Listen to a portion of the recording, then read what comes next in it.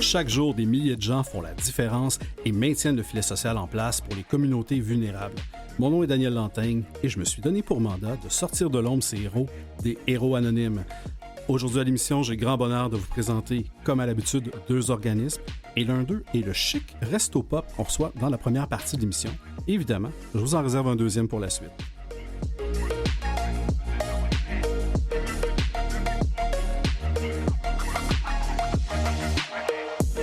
Alors, quel bonheur de vous présenter et possiblement sortir de l'anonymat pour certains cet organisme qui s'appelle le Chic Resto Pop. Et j'ai le plaisir de le faire avec le directeur général Marc-André Simard. Bonjour Marc-André. Bonjour. Comment allez-vous? Ça va très bien, merci beaucoup de l'invitation. Grand plaisir. J'ai eu un beau coup de cœur pour cet organisme-là, que je ne connais pas depuis très longtemps, mais qui est quand même en place là, depuis bon nombre d'années. On commence toujours par le commencement ici. On fait ça dans l'ordre et la méthode pour citer une proche collaboratrice. Le Chic Resto Pop. Qu'est-ce que c'est exactement? C'est un resto, c'est un truc pop. Expliquez-moi ça. Oui, le Chic Resto Pop, c'est beaucoup de choses. Si je peux commencer par la racine, ça a été fondé en 1984 par des gens qui étaient soit sur l'assistance sociale, au chômage, puis qui voulaient retrouver une forme de dignité dans leur alimentation. Donc, ils trouvaient que la vie n'était pas facile puis qu'ils avaient envie de se structurer différemment. Donc, ils ont fondé un restaurant communautaire. Ce restaurant communautaire-là, c'est une offre alimentaire accessible qui permet à des centaines de personnes par jour de venir s'alimenter. Donc, on sert normalement entre 150 et 250 repas par jour aujourd'hui au restaurant. Le Chic Resto Pop, c'est plus qu'un restaurant communautaire, c'est aussi une entreprise d'insertion socio-professionnelle. Donc, on a des programmes d'insertion dans les métiers de la cuisine, mais aussi à titre d'aide éducateur en garderie ou aide éducatrice en garderie. On a aussi une entreprise d'économie sociale qui se nomme les Chic Plats.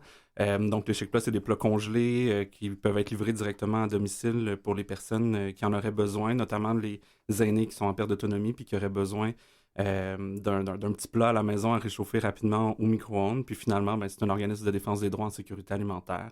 On veut s'assurer que chaque personne dans Hochelaga-Maisonneuve, mais dans le Grand Montréal également, ait une chance de se nourrir de manière digne.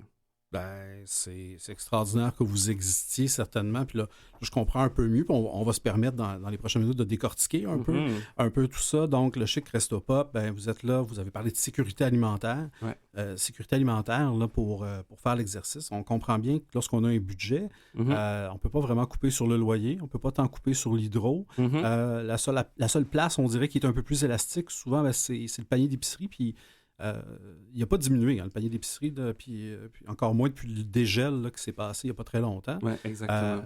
Donc, c'est là qu'il se crée une opportunité, c'est peut-être pas le bon mot, mais qu'il se crée une possibilité, disons, d'insécurité alimentaire. Ouais.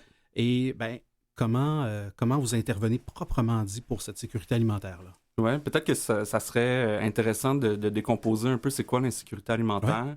L'insécurité alimentaire, si on se fie au dernier bilan, qui est la fin justifie les moyens de M. François Fournier, l'insécurité alimentaire, il le décrivait en 3 niveaux. Le premier niveau, c'est juste une crainte. C'est la crainte de manquer de nourriture ou de manquer, c'est ça, un repas, mais il n'y a pas encore d'effet direct. Donc, on peut arriver à un moment où est-ce que, comme vous dites, un moment donné, on est comme, bon, ben j'ai pas les moyens ou est-ce que je vais être obligé de couper dans un repas, mais on finit toujours par s'en sortir en regardant les ressources qu'on a autour de nous.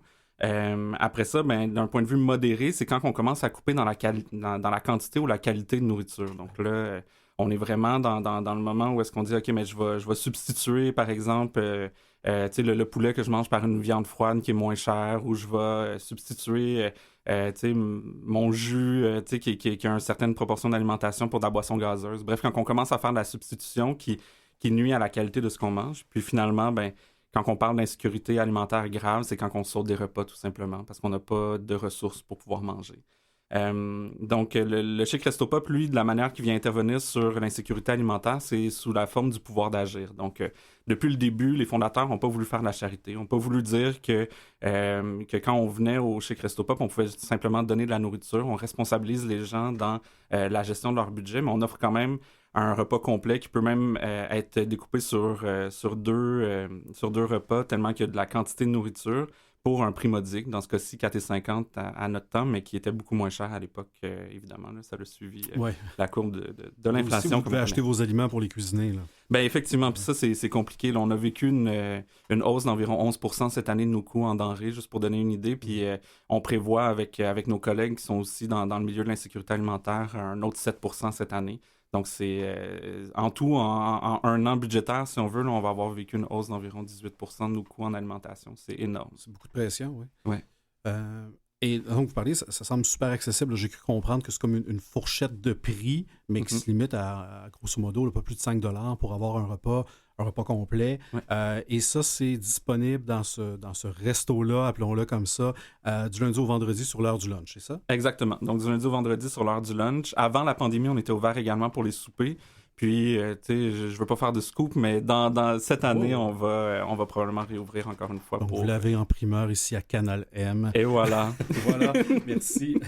Merci pour ce scoop, mais oui, très, très bonne idée. Fait, est-ce que les gens doivent forcément manger là ou peuvent venir acheter le repas, le prendre pour apporter? Comment ça fonctionne? Oui, donc les gens peuvent soit venir manger sur place. En fait, le lieu du chez Christopop est dans l'ancienne église Saint-Mathias apôtre dans Schlager-Maisonneuve. Okay. Donc, on a une salle à manger d'une capacité d'environ 250 à 300 personnes. C'est vraiment une très, très grande salle à manger. Donc, les gens peuvent venir manger au chez Christopop directement s'ils en ont envie. Mais peuvent aussi prendre les plats pour emporter, puis les amener, les consommer à domicile. Puis il y a même des gens qui vont prendre un repas, parce qu'on offre toujours 2 menus. Ils vont prendre un menu pour dîner, puis après ça, un menu pour le souper à emporter. Vont l'amener à la maison, puis vont pouvoir déguster 2 repas très complets pour 9 $ dans leur journée. Bien, quand même, ça a bien du bon sens. Et il y a des gens qui sont membres, des gens qui ne sont pas membres. Qu'est-ce que c'est que ce membrariat-là de faire partie de cette belle communauté-là du chez Christopop? Mm-hmm. Comme j'ai dit, on est un milieu de vie. Donc, il y a des gens pour qui ils sont à l'aise de simplement être utilisateurs du milieu de vie, donc c'est-à-dire de le fréquenter, de venir, de manger, puis d'en ressortir. Mais notre membrariat permet à des personnes d'être dans la zone d'implication, si on veut, supérieure, puis de vraiment s'investir à l'intérieur du milieu de vie, de soit devenir bénévole pour certaines fonctions ou simplement faire partie du comité d'usagers ou juste participer à la vie démocratique. Là, on a une assemblée générale comme chaque organisation communautaire ou organisme à but non lucratif. Puis les membres, eux, sont invités à participer à cette vie-là démocratique, puis à influencer les décisions qui seront prises. Les prix du chez Christopop sont toujours soumis à l'Assemblée, que ce soit pour la consommation au restaurant ou pour les autres services qu'on offre. Donc, ils ont vraiment un réel pouvoir d'agir sur la manière dont le chez Christopop fonctionne. Totalement. Et ça permet, c'est ça, je pense, aux membres de même repartir avec des repas familiaux. Hein? Exact. Donc, d'en avoir pleinement pour leur argent et toujours à coût modique. Mm-hmm. Ah oui, il y a un autre élément, si on veut clore peut-être la portion repas. Il y a les chic plats. Vous avez parlé d'une entreprise d'économie sociale ou quelque chose comme ça. Exactement. Qu'est-ce que c'est exactement? Oui, les chic plats, c'est pour nous notre manière de venir financer un peu les opérations du restaurant. On reçoit des subventions pour la portion de notre entreprise d'insertion. Mm-hmm. Par contre, la portion du restaurant communautaire, elle est clairement sous-financée. Donc, notre manière pour venir balancer avec des revenus autonomes, c'est à travers notre programme des chic plats. Les chic plats, c'est des plats congelés qui sont en barquette, comme on a l'habitude, si on veut, de voir à l'épicerie, là, dans la section congelée, mais qui sont faits avec des ingrédients frais. Puis peut-être un peu moins de sodium. Beaucoup moins de sodium, ça je peux le confirmer. Puis, dans le fond, ces repas-là peuvent être livrés directement à domicile, ce qui fait en sorte que les gens n'ont pas besoin de se déplacer jusqu'au chez Christopop. Puis ça, on couvre la grandeur de Montréal. C'est intéressant pour ceux qui ne sont pas dans Schlager-Maisonneuve. Là. Ouais. Ça offre une belle opportunité de ce côté-là. Donc, clairement, vous répondez à différents paliers en termes de sécurité alimentaire. Ça me paraît assez évident. Puis ce que vous offrez, c'est bon aussi. Là. C'est pas juste de dire on vous a mis quelques groupes alimentaires, puis vous devriez être correct en termes de protéines pour passer à travers. Mais vous avez aussi un certain goût dans ce que vous préparez. Exactement. Là, évidemment, en ce moment, je ne pense pas que les potagers communautaires soient très populaires, mais vous avez ça, vous avez un marché public aussi? Oui, exactement. Donc, à l'intérieur de nos murs, on a un marché public dans lequel on fait de la distribution de fruits et légumes frais. On a un partenariat avec quelques marchés avoisinant le Chic Resto Pop. Nous, on garnit, si on veut, le marché à travers, avec ces ententes-là. Puis on vend vraiment à coût très modique les fruits et les légumes pour permettre aux gens d'avoir accès à des produits frais. Donc, dans notre communauté d'usagers, usagères, parfois, on parle souvent de désert alimentaire quand on parle d'insécurité alimentaire. Un désert alimentaire, c'est un lieu où est-ce qu'il n'y a juste pas d'offres alimentaires saines. Dans Hochelaga Maisonneuve, je ne pourrais pas qualifier le lieu de désert alimentaire au complet, mais c'est clairement un marais alimentaire. Le marais alimentaire, c'est un endroit où est-ce que c'est plus facile de se rendre à une offre alimentaire de moindre calories, donc par exemple un fast-food, un dépanneur, qu'à une épicerie. Donc, si on regarde les coins de rue, là, mais il y a beaucoup de dépanneurs, il y a beaucoup de fast-food à l'intérieur du quartier. Donc, c'est plus facile pour les gens de se dire, je vais marcher jusqu'à un de ces endroits-là pour m'alimenter plutôt que de continuer puis d'aller à l'épicerie ou au marché. Puis nous, on est une espèce de lieu central où est-ce que les gens peuvent... Vous êtes l'oasis au milieu du marais. Et voilà. Oh, wow. Rien de plus beau que ça. Je suis inspiré aujourd'hui. Et les gens qui font ces repas-là, est-ce que tout est dans tout? C'est-à-dire, parce que là, vous aviez un programme, là, si je me souviens bien, d'être cuisinier, être cuisinière. Est-ce que c'est ces gens-là qu'on peut voir à l'ouvrage ou c'est un peu de tout? Là? Comment vous les préparez à soit réintégrer ou à accéder au marché de l'emploi, ces gens-là? Exactement. Donc, avec l'entreprise d'insertion socio-professionnelle, c'est vraiment les apprentis qui cuisinent les plats.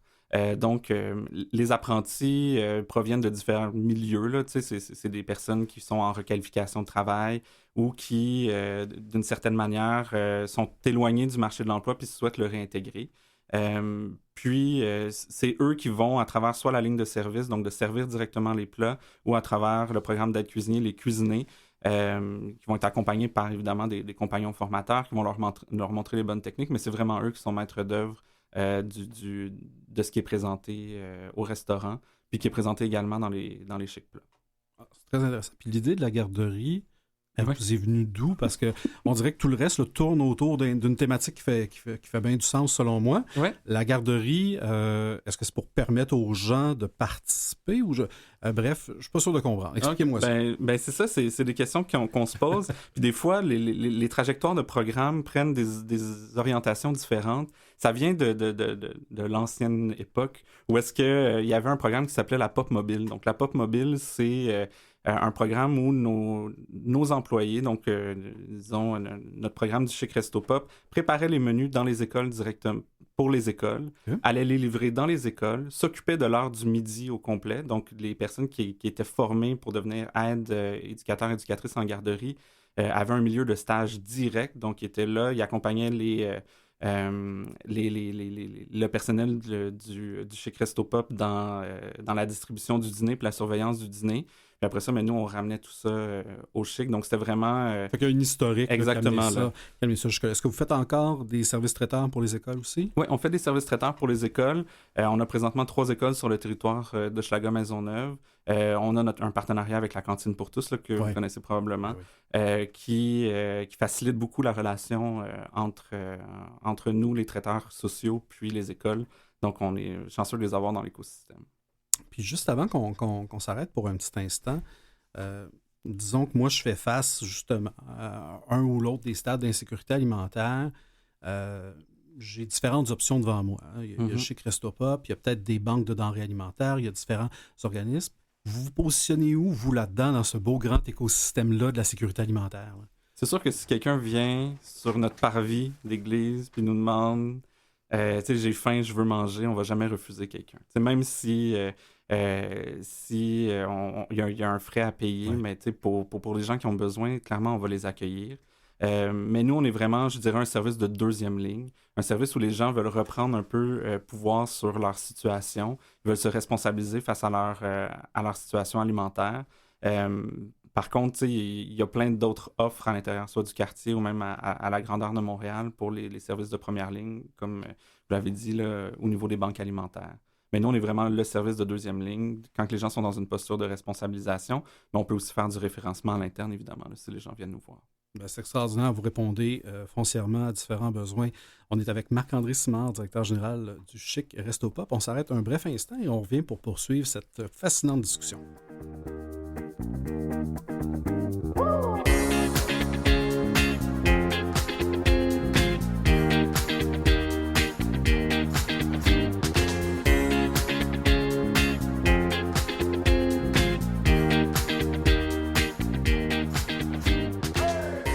Ça y est, on est de retour à l'émission Les Héros Anonymes. On est avec Marc-André Simard du Chic Resto Pop. On comprend maintenant beaucoup ce que fait cet organisme-là à Hochelaga-Maisonneuve, mais pas uniquement. Hein. Comme je disais, il y a différents services qui peuvent être offerts à toute la population à Montréal. Qu'est-ce que vous faites dans les milieux de vie? J'ai vu ça là, parce qu'évidemment, j'ai passé 2-3 minutes à faire un peu de recherche, puis à savoir ce que vous êtes, mais je suis tombé là-dessus, milieu de vie. Qu'est-ce que vous faites concrètement? Ben, le milieu de vie principal, chez nous, la salle, l'endroit où est-ce que les gens occupent l'espace, c'est un milieu de vie. Ouais. Puis le milieu de vie, pour nous, c'est important de l'investir pour que les gens se sentent confortables, se sentent bien. Puis tous nos programmes ont toujours été faits de la Fondation aujourd'hui dans un par, pour et avec. Donc que les gens se sentent écoutés puis sont vraiment bien intégrés dans l'environnement qu'ils fréquentent. Donc, le milieu de vie, c'est ça, c'est toutes les interactions que les gens ont entre eux, c'est de la manière dont on anime ces espaces-là. J'ai peut-être 2 exemples qui me viennent en tête. Par exemple, on a des dîners aînés. Donc, afin de briser l'isolement pour la population aînée dans Hochelaga-Maisonneuve, on les invite un mercredi sur 2 à venir partager un dîner ensemble puis à entendre une conférence sur un sujet qu'ils et elles ont choisi préalablement. Cette semaine, ils sont venus mercredi, puis c'était sécurité incendie, par exemple. Donc, ils expliquaient des principes de prévention en sécurité incendie. Mais on a eu de la planification financière, on a eu du nutritionniste qui est venu aussi présenter certains programmes au niveau de la nutrition pour les personnes seules. Puis sinon, on a aussi des événements à plus grand déploiement. Là. Si j'en vois un, par exemple, dans l'avenir, le 17 mars prochain, on a notre cabane à sucre. Donc, une des choses qui est vraiment essentielle là, pour vous avez toute mon attention, je vous écoute. Et voilà. Ce qui est essentiel pour nous, c'est d'assurer que les gens qui fréquentent notre établissement sont traités aussi dignement que si jamais ils allaient dans un service privé, dans une cabane à sucre ailleurs. Puis on fait la même chose au restaurant. Donc, le service restauration est vraiment fait en dignité. Puis là, quand on parle de cabane à sucre, on y va dans la même expérience. Là. Les nappes en plastique carottées, le service aux tables directement. De la musique, du violon, de la tire d'érable à l'extérieur. Donc, on reste vraiment dans la même expérience. J'ai autant de chances de tomber dans un coma diabétique là, qu'une vraie cabane. Parfait. Oui, vraiment. Là. Donc, 17 mars, je retiens ça. Ça se peut que vous me voyez sur le parvis, là, comme vous le disiez. Yes. Justement, les gens qui connaissent pas ont peut-être une gêne ou une pudeur par rapport à tout ça, peuvent se présenter tout simplement, disons, je pense que le premier point de contact, c'est peut-être même le lunch là, sur l'heure du dîner. Ils ont juste à se présenter, puis ils découvrent cet organisme-là sur place à ce moment-là. Exactement. Puis un des principes de base, c'est vraiment la mixité sociale. À l'intérieur de notre salle à manger, si vous venez sur l'heure du midi, vous allez retrouver de tout. De tout groupe d'âge, toute classe sociale, n'importe qui a envie de venir manger au Chic est vraiment le bienvenu à venir. Puis de penser aussi, tu sais, quand les gens ont un peu plus de sous, que de venir au Chic Resto Pop, ils vont couper une place à quelqu'un qui en aurait plus besoin. Ben, nous, on fait assez de nourriture pour accueillir qui viendra. Donc, peu importe qui va venir. Puis ce qui est beau de voir, c'est des fois, de la manière dont nos tables sont faites, ben, les gens n'ont pas le choix de s'asseoir ensemble puis de jaser. Donc, ça crée vraiment une belle mixité dans notre salle, puis les gens se parlent, puis on voit des relations se développer au fur et à mesure du temps. Puis ça, c'est très riche, puis on souhaite conserver ça. Donc non, n'ayez pas de gêne, il faut venir. Les portes sont grandes ouvertes, puis tout le monde est accueilli équitablement. C'est hyper intéressant parce que, justement, vous n'êtes pas que dans le transactionnel. J'arrive, je paie pour un repas, j'ai mon repas, j'ai le ventre comblé, on passe à un autre appel. Vous créez, comme vous disiez, des milieux de vie, en tout cas un espace de rencontre, d'échange, et vous permettez aussi, peut-être justement, ces rencontres-là improbables qu'on n'aurait peut-être pas vues dans le quartier, là, des fois justement, entre les différentes classes sociales ou en différents backgrounds, tout simplement. Alors ça, pour moi, c'est hyper intéressant ce que vous faites. Alors, on se donne rendez-vous le 17 mars. Moi, j'ai décidé que j'allais tester à Cabane à sucre. Parfait. Et peut-être que ça deviendra un rendez-vous, certainement. Vous avez évidemment certains mécanismes pour générer des revenus. Vous aviez parlé des chèques plats, mais vous êtes, j'imagine, comme tout bon organisme communautaire, toujours en train de courir après votre financement. Et notamment avec la pression des denrées, vous parliez là, d'un 18 là, sur un cycle budgétaire. Comment est-ce que vous y arrivez et surtout comment est-ce qu'on peut peut-être vous donner un coup de main? Le Chic Resto Pop est aussi un organisme de bienfaisance enregistré. Donc, on a un axe philanthropie qui est en train de se développer. Je pense que si jamais vous avez envie de soutenir la mission du Chic, d'abord et avant tout, le don, c'est la chose qui fait le plus de sens parce qu'il nous permet, nous, d'accomplir notre mission. Par contre, il y a tellement de moyens de s'investir dans l'organisation, que ce soit à travers le bénévolat. On a une équipe de bénévoles en art, Donc, d'être accueilli à l'intérieur de cette équipe-là, puis de vivre justement, tu sais, on a des moments de communauté de pratique et tout ça. Ça, c'est une belle manière de venir intégrer le milieu. Sinon, de juste participer à nos activités ou nous encourager. Quand vous avez tu sais, des événements, vous avez envie de chic plats pour vos événements, ben nous, ça nous fait plaisir aussi de vous les livrer pour les événements. Ben oui. Il y a tellement de manières de venir nous soutenir, mais c'est sûr que le don, c'est ce qui est le plus porteur parce que nous, après ça, on peut l'investir dans des choses qui sont moins financées au niveau des subventions. Pas certainement, parce que les fondations, pas les fondations, pardonnez-moi, mais les subventions sont souvent dirigées vers des trucs très précis, ce qui fait en sorte que souvent des programmes ou des services qui, malheureusement, eux, sont sous-financés parce qu'on n'a pas réussi à attacher un financement avec tout ça. Donc les gens qui sont en mesure de le faire, ben certainement peuvent, oui, bénéficier de vos services. Comme vous disiez, c'est ouvert à tous. Il n'y a pas de discrimination basée sur le revenu, mais ils peuvent aussi, s'ils le souhaitent, là, être un peu un Robin des Bois des temps modernes. Et voilà. C'est quoi vos grands défis pour la prochaine année? Parce que vous êtes quand même en place depuis... ça fait pas si longtemps que ça que vous êtes directeur général. Moi, ça fait pas si longtemps que ça. Je suis arrivé en octobre 2022. Le Chic Resto Pop, on a de la chance, c'est une institution à Montréal. Puis Ouais. c'est un organisme qui a des assises solides. Les défis, je pense que ça va être redondant avec la plupart des personnes qui passent derrière le micro. L'inflation. On en a parlé quelques fois durant notre entretien, mais l'inflation fait mal tu sais, au niveau budgétaire. La pénurie de main-d'œuvre, évidemment, qui vient frapper très durement tout le secteur communautaire. Là, tu sais, pas juste le Chic Resto Pop, mais l'ensemble des services communautaires puis de la première ligne, puis du filet social en général.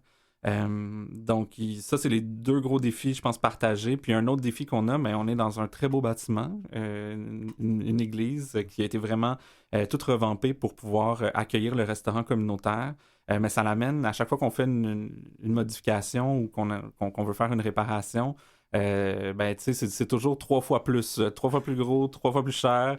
Donc, le bâtiment, c'est vraiment un défi en soi. Mais par contre, dans aucun plan, ce bâtiment-là est mis de côté. Je pense qu'il faut le faire vivre, il faut le faire rayonner, il faut lui donner les moyens de traverser les cœurs. Puis la seule manière de le faire, c'est en lui donnant de l'attention puis de l'amour. Puis c'est ce qu'on est en train de faire présentement. Je ne suis pas inquiet. Je pense que l'organisme est en bonne main avec vous, votre équipe, vos bénévoles. Vous avez parlé de l'inflation. Puis oui, chaque organisme, dans ses propres enjeux budgétaires, a l'élément de l'inflation. Mais vous, est-ce que vous vivez les contre-coups, justement, des gens du quartier ou des autres personnes qui, à cause de l'inflation et du panier d'épicerie, se tournent peut-être davantage vers votre organisme? Est-ce que vous avez vu un lien direct là, entre la situation économique et les personnes qui bénéficient de vos services? Oui, l'équipe est unanime là-dessus.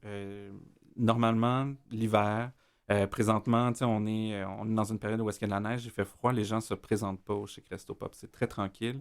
Mais on a continué notre rythme de l'automne à servir entre 150 et 250 repas par jour, chose qui était inédite avant. Donc là, on se retrouve dans une situation où est-ce qu'on a un cycle inhabituel, et on se demande, hey, quand ça va reprendre au printemps, est-ce que ça va reprendre encore plus?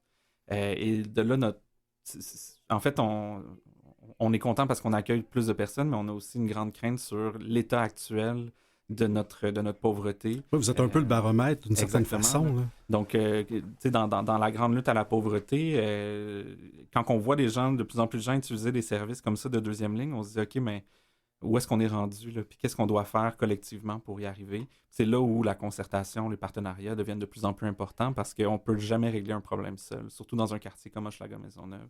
Si on ne travaille pas ensemble, on n'y arrive pas. Là, oui, tout à fait. Il y a une complexité là, dans les différentes situations. Et on l'a adressé. Vous êtes là depuis octobre 2022. Qu'est-ce qui vous a donné le goût ou qui vous a ouvert l'appétit pour aller travailler justement au Chic Resto Pop? Très, très belle métaphore de ma part. Ouais. Voilà. Ben, moi, je suis un gars de l'Est de Montréal.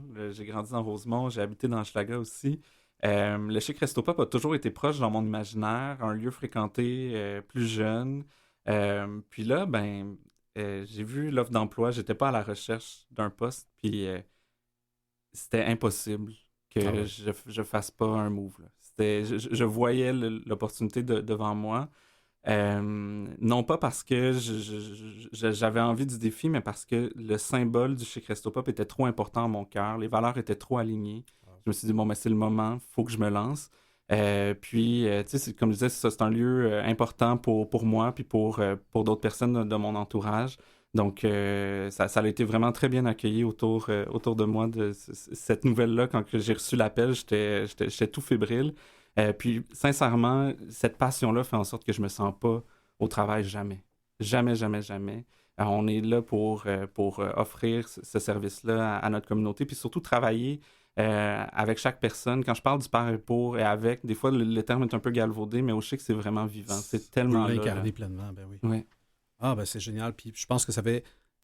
J'en croise évidemment derrière ce micro-là, puis dans ma vie de tous les jours, beaucoup de directrices générales, de directeurs généraux.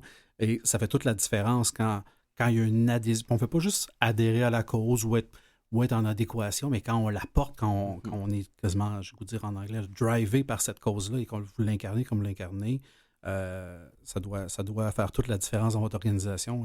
Et ça, là, j'imagine très rapidement, même si vous êtes là depuis quelques temps. On peut vous aider certainement, comme vous l'aviez dit, avec les dons, avec le bénévolat, en participant au milieu de vie, en devenant membre, en utilisant les différents services que vous offrez. Qu'est-ce qu'on peut vous souhaiter pour la suite des choses au Chic Resto Pop?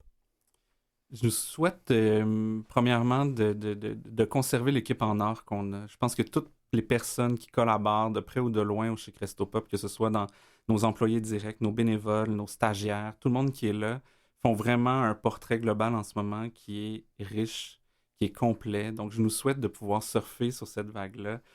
Puis je nous souhaite aussi d'avoir une écoute dans la population. Tu sais, quand on dit que c'est difficile pour les organisations communautaires au niveau du financement, que c'est difficile surtout à cause de l'inflation, puis très particulièrement au niveau de l'alimentation.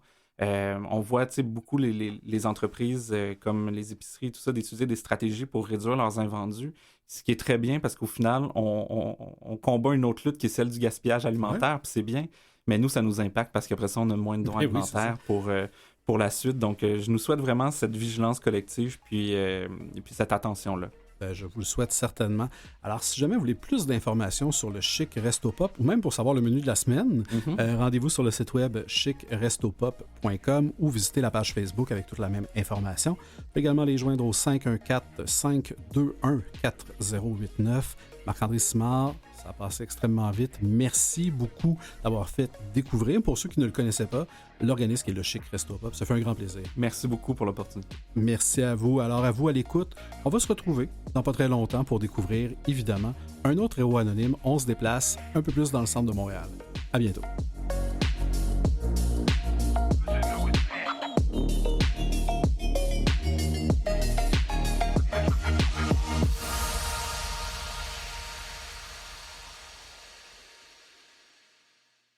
Vous écoutez Les Héros Anonymes avec Daniel Lantaigne.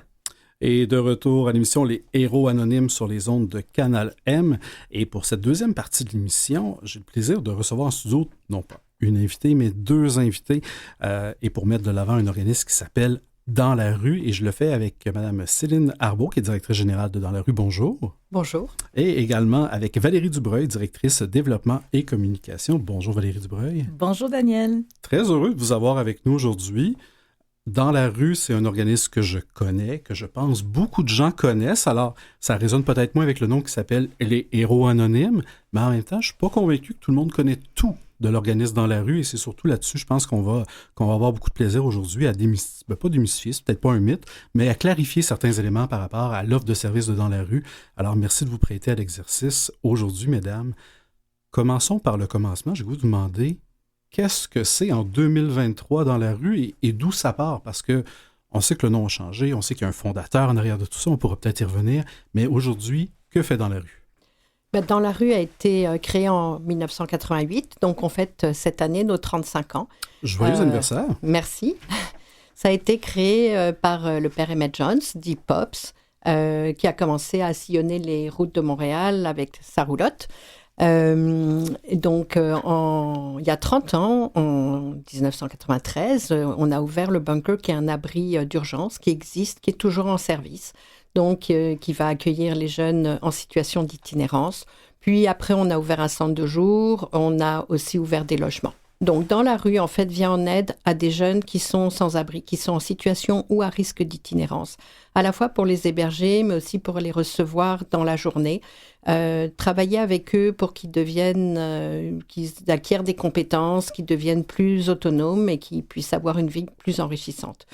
Donc, on va jusqu'à offrir des logements et les accompagner jusqu'au bout le plus possible. Donc, vous couvrez vraiment tout le cycle ou tout le parcours? Tout le parcours, voilà. Et je dirais même en 2023, on réfléchit vraiment à la transition d'une part, mais aussi à la prévention. Ouais. On aimerait que les jeunes passent moins de temps, qu'ils soient moins souvent et moins profondément en situation d'urgence.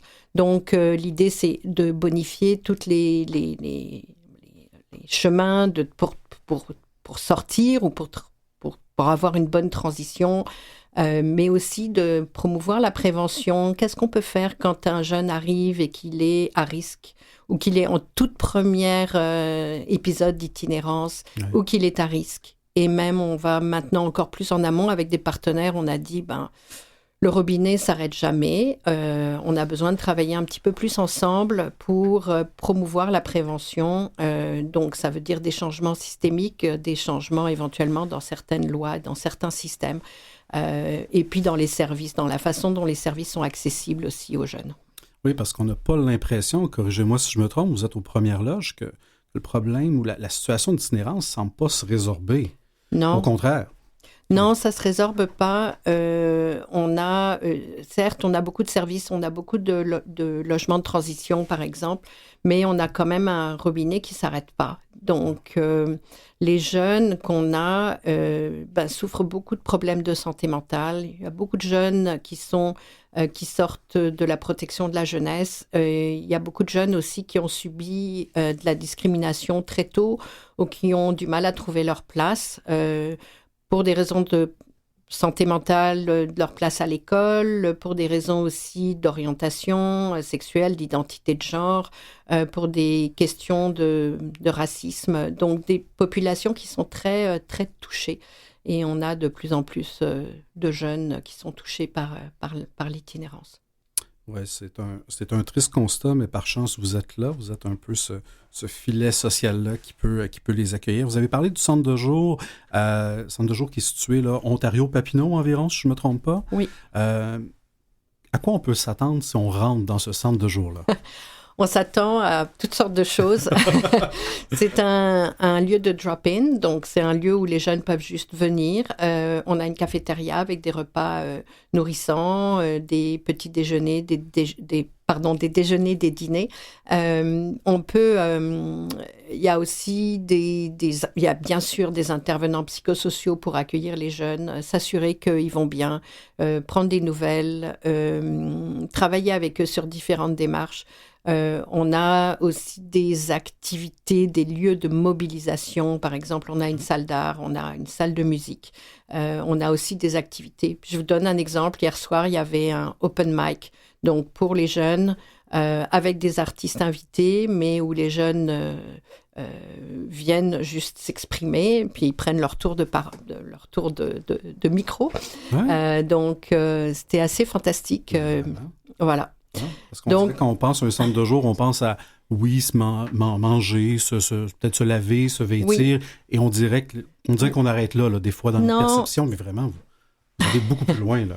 Oui, on va beaucoup plus loin. Je pense que c'était dans l'idée de Pops, dès le départ, en fait, qui avait, dès l'ouverture du centre de jour en 97, avait décidé d'offrir beaucoup de services aux jeunes pour favoriser la mobilisation, favoriser la transition, le cheminement vers une vie plus autonome. Et donc, au-delà des services de mobilisation dont je vous parlais, bien sûr, il y a des douches, il y a des salles de lavage, il y a du dépôt de vêtements. Ce à quoi on s'attend, voilà, le bon centre de jour de base. Ouais. Mais on a aussi des services d'employabilité, donc un peu à tous les niveaux, du service d'employabilité de pré-employabilité, je dirais, avec des petits travaux à la journée, soit dans la rue, soit avec des organismes extérieurs, jusque l'accompagnement pour de l'employabilité externe. On a une école aussi.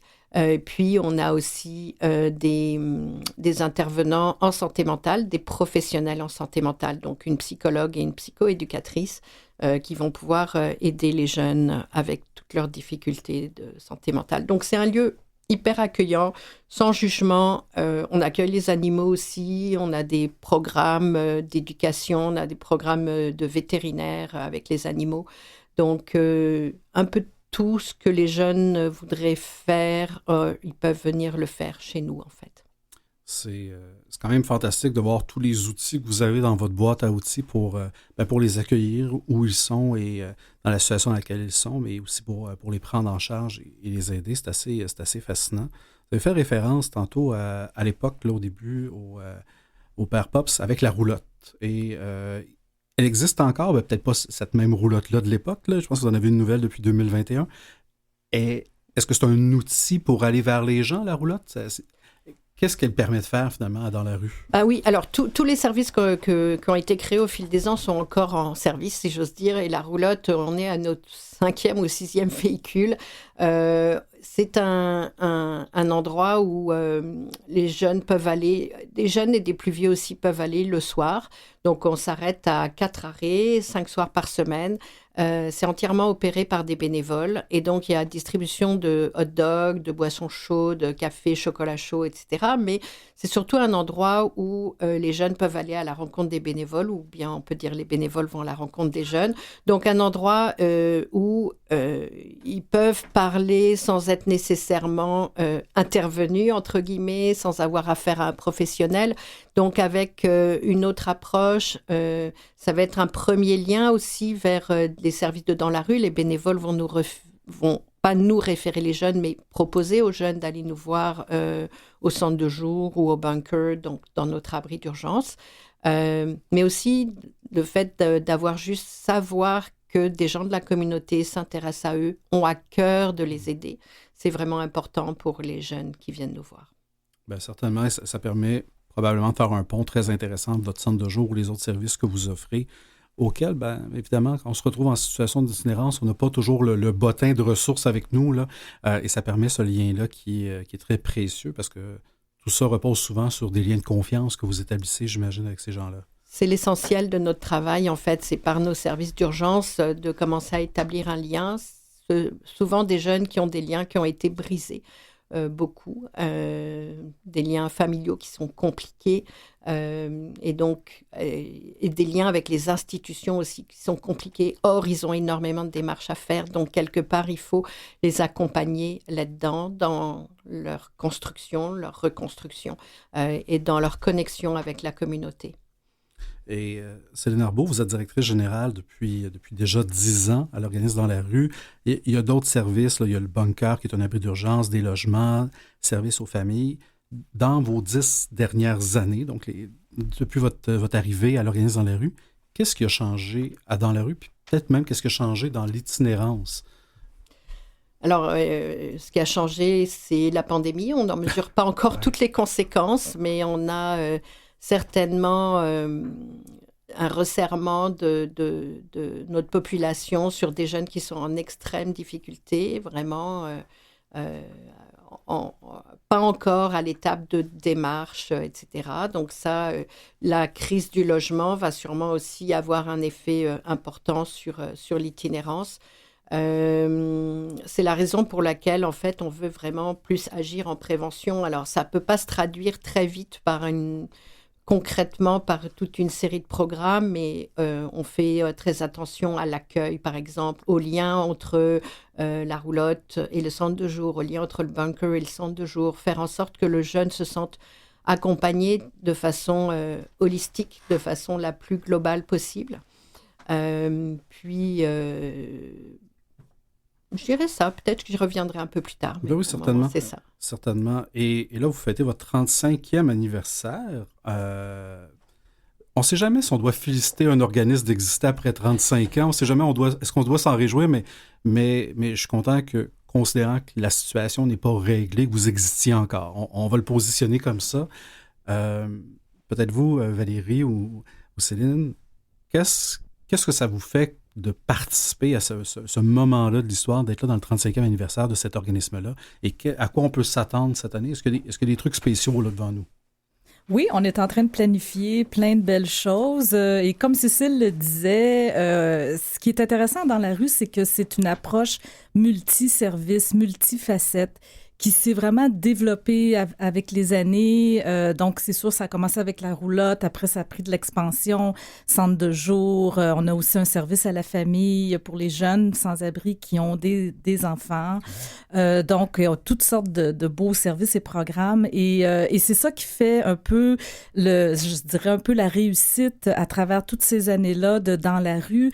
C'est une approche qui a toujours été ouverte en considérant tous les multiples besoins des jeunes et qui travaille aussi beaucoup en partenariat avec d'autres organismes pour justement toujours essayer de bonifier l'approche, les stratégies, les façons de faire pour avoir une approche un peu, comme on dit en anglais, wrap-around autour du jeune. Le jeune est au centre de tout ce qu'on fait et le jeune ou la jeune sont au centre de nos 35 ans cette année aussi. On prévoit quelque chose, on ne peut pas tout dévoiler tout de suite, mais il va y avoir des annonces pour un petit événement grand public qui va avoir lieu au mois de mai. Voilà. Donc, suivez nos réseaux sociaux, on va en parler. Donc, vous avez qu'à suivre Dans la rue sur Facebook, sur notre site web aussi, danslarue.org. Et je dirais aussi, ce qui fait le succès de Dans la rue après toutes ces années-là, c'est l'appui de la communauté. Donc, on a un très fort appui. On a des donateurs extraordinaires, des donateurs fidèles et qui sont là grâce un peu à la vision que Pops avait au départ de comment financer toutes ces activités-là très importantes. Lui a commencé tout simplement en faisant un emprunt à la banque pour être capable d'acheter le premier véhicule de la roulotte. Et de fil en aiguille, il est allé convaincre des milliers de gens dans la communauté. Et ce qui fait un petit peu la particularité de Dans la rue, on est un peu unique de ce côté-là, c'est que nous, on reçoit très peu de financement gouvernemental. Donc, on a un bassin d'environ 24 à 25 000 donateurs par année qui nous font des dons que ça peut être des très petits dons de 5 $, 10 jusqu'à 100, etc. Plus après d'autres catégories de donateurs qui sont ce qu'on appelle nos donateurs majeurs et qui, là, peuvent monter dans des montants substantiels. Donc, on a environ une cinquantaine de donateurs majeurs, mais un bassin de 24 000 et plus donateurs réguliers. Vous mobilisez certainement la communauté. Je vais souhaiter qu'on en parle davantage, certainement, de votre financement, parce que ce que vous faites, l'argent ne tombe pas du ciel, évidemment, et les besoins, ils sont malheureusement croissants. Le robinet ne s'est pas fermé. Alors, on va prendre une courte pause, puis si vous voulez bien, on va continuer sur ce sujet-là qui m'intéresse particulièrement dans quelques instants. Restez en onde.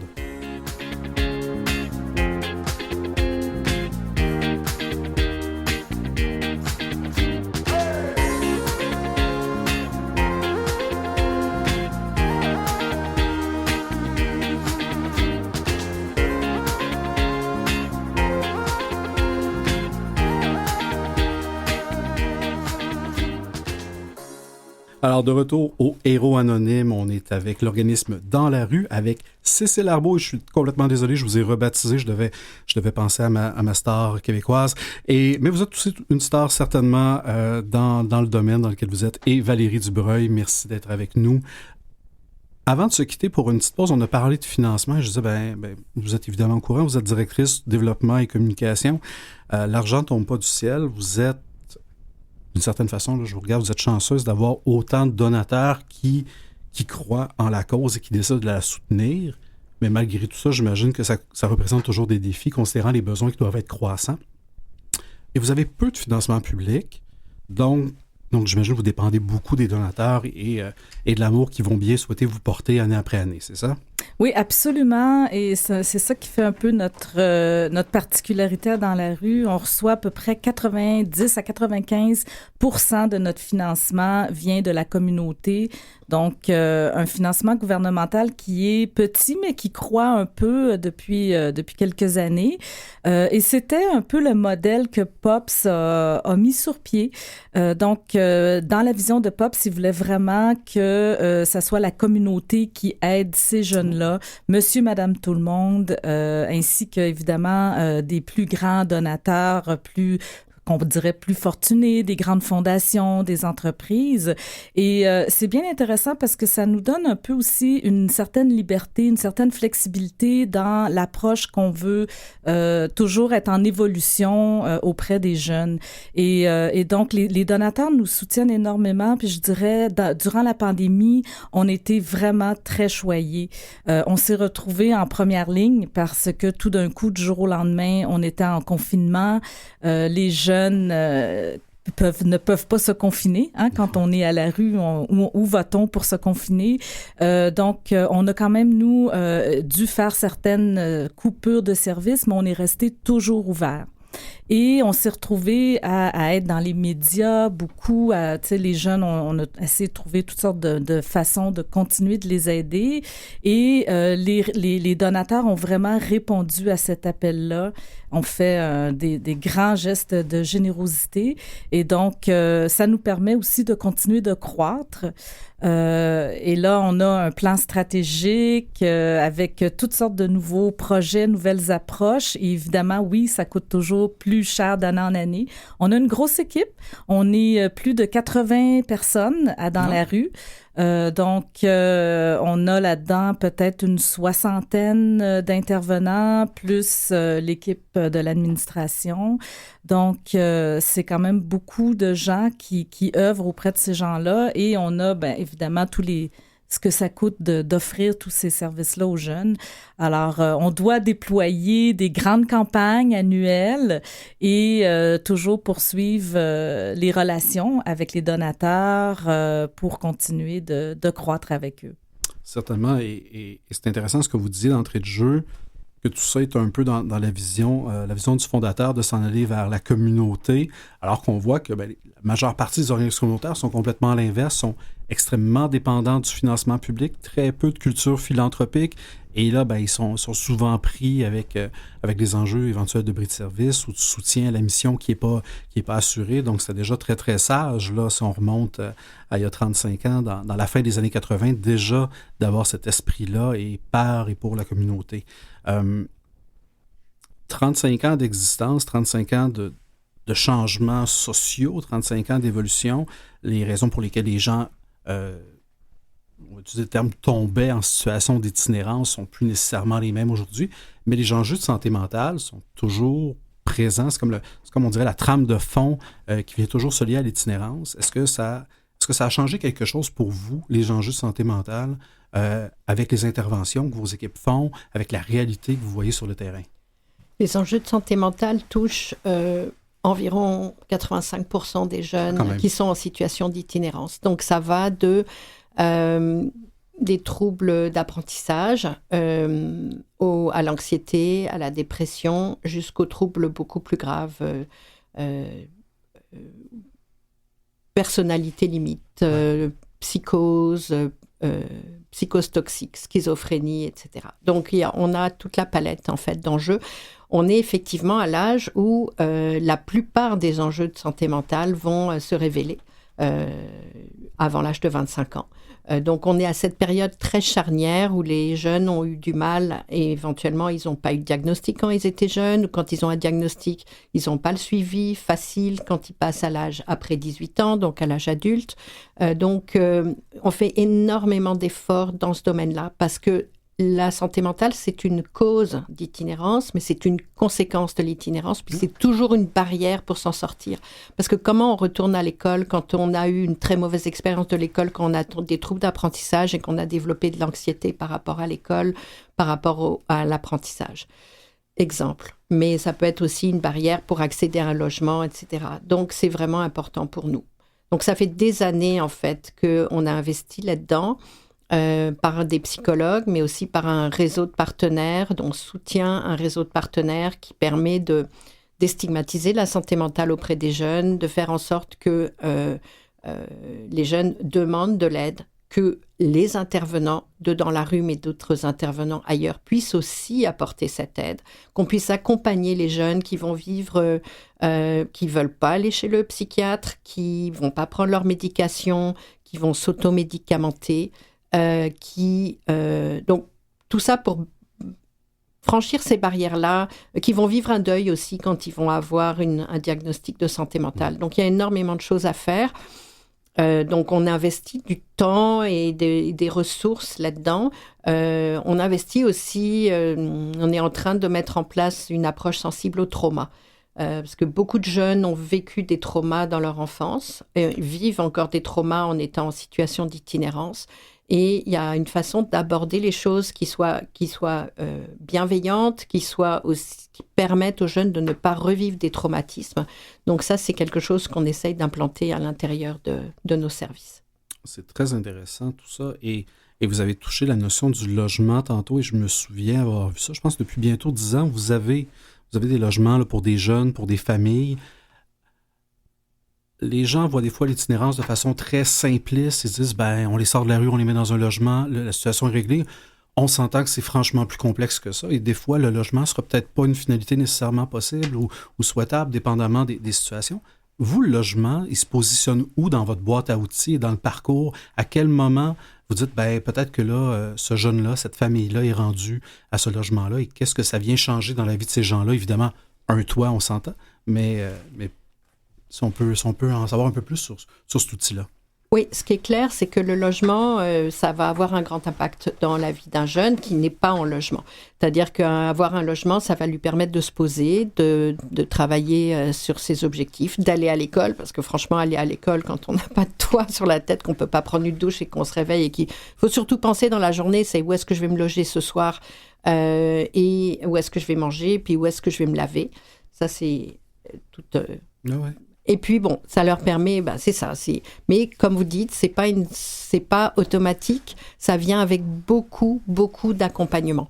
C'est des jeunes qui, pour ceux qui sortent, par exemple, de la protection de la jeunesse, ils n'ont pas vécu dans un foyer, dans une maison, déjà. Ils ont l'habitude d'avoir des repas tout prêts. Ils ne savent pas faire l'épicerie. Ils ne savent pas gérer un budget. Ils ne savent pas cuisiner. Ils ne savent pas nettoyer. Donc, il y a beaucoup de choses qui ne sont pas acquises encore. Puis, on est aussi à l'âge, mes propres enfants qui ont cet âge-là, ils passent par une phase. Quand on passe en logement, il y a beaucoup de démarches à faire, beaucoup de choses. Il faut apprivoiser la solitude, il faut apprivoiser aussi les relations avec le voisinage, avec les amis, les fêtes, etc. Donc, il y a beaucoup de choses à apprivoiser aussi. Donc, beaucoup d'accompagnements sont nécessaires, mais pas seulement autour du logement, mais vraiment autour de la personne. Se mettre en logement quand on n'a pas réglé son problème de santé mentale, quand on n'a pas d'accompagnement, c'est pas possible. Donc pour nous, c'est important. Ceci étant dit, on offre 17 logements. Donc on est loin de pouvoir accueillir les probablement 1000 jeunes différents qui viennent chez nous par année. Donc heureusement, il y a d'autres organismes qui font du logement. Il y a aussi, cette année, on a pu démarrer des programmes de logement dans la communauté. Qui sont de donner une subvention locative sous différentes formes pour pouvoir loger des jeunes dans des appartements de la communauté. Puis, on reçoit aussi des jeunes qui sont logés quelque part, mais qui ont besoin de soutien pour d'autres choses. Donc, on voit que l'itinérance a un visage très, très large. Oui, vraiment. Ouais, et beaucoup d'incidences dans beaucoup de sphères de vie. Et je vous avais prévenu avant qu'on commence, le temps passe vite. J'ai le goût de vous demander, Cécile, Valérie, qu'est-ce qu'on peut souhaiter à l'organisme Dans la rue pour son avenir? Moi, je souhaiterais non pas de disparaître. L'idée, non, mais il y a 10 ans, on disait ça, il faudrait que dans 25 ans, on ait disparu. Je souhaiterais qu'il y ait beaucoup moins de jeunes qui arrivent en situation d'urgence. Donc, peut-être un organisme qui soit encore plus accueillant ou qui offre des solutions ou qui promeut des solutions qui sont à l'extérieur de l'itinérance. Donc, pas nécessairement après l'itinérance, mais avant l'itinérance. Moi, j'aimerais ajouter que, en fait, on le dit, hein, le jeune est au cœur de tout ce qu'on fait. Et puis souvent, c'est un peu aussi de déstigmatiser, de démystifier qu'est-ce qu'un jeune sans-abri. Parce que ce sont des jeunes, d'abord et avant tout. Ils sont créatifs, ils sont résilients, ils ont plein d'idées, ils ont une vie, ils ont des rêves.